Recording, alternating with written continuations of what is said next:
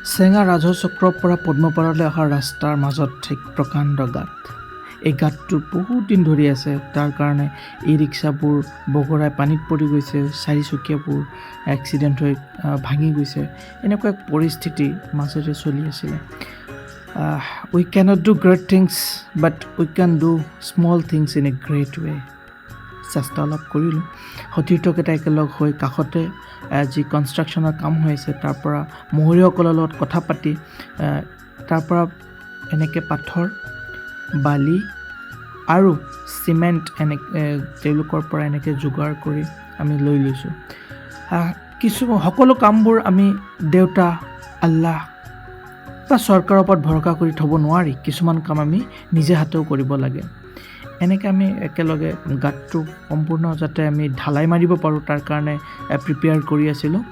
সকলো প্লেনিং যে এইটো ভালকৈ হ'ব লাগে, পাৰ্মানেণ্ট কনষ্ট্ৰাকশ্যন হ'ব লাগে, যাতে যিমান ডাঙৰ গাড়ী নাযাওক কিয় যাতে ভাঙি নাযায়।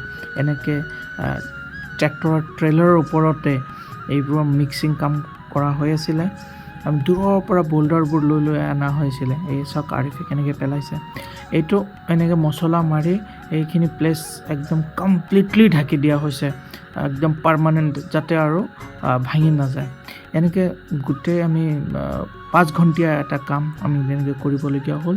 এইটো মেৰামতি হোৱাৰ পিছত সন্ধিয়াৰ ভাগত কামটো কৰোঁতে কৰোঁতে সন্ধিয়া হৈ গ'ল। সন্ধিয়াৰ ভাগত কি কৰিলোঁ, আমি বাঁহেৰে দুয়োফালে ব্লক কৰি দিলোঁ, যাতে চাৰিচকীয়া আৰু ই ৰিক্সাবোৰ আহিব নোৱাৰে। বাইক আহিব পৰা ঠাইৰে এফালে ঠাইটো ৰাখি দিছিলোঁ। এনেকৈ ৰাতিৰ ভাগত আহোঁতে মানুহে দূৰৰ পৰা যাতে দেখিবলৈ পায় তাৰ কাৰণে ডাঙৰ ডাঙৰ দিয়াত আমি চাকি জ্বলাই থৈ দিছিলোঁ, যাতে দূৰৰ পৰা দেখা পায়, আৰু বাঁহৰ ওপৰত বস্তা দি থৈ দিছিলোঁ যাতে দূৰৰ পৰা অবজাৰ্ভ কৰিব পাৰে, পথচাৰী যাতে কোনো ক্ষতি নহয়।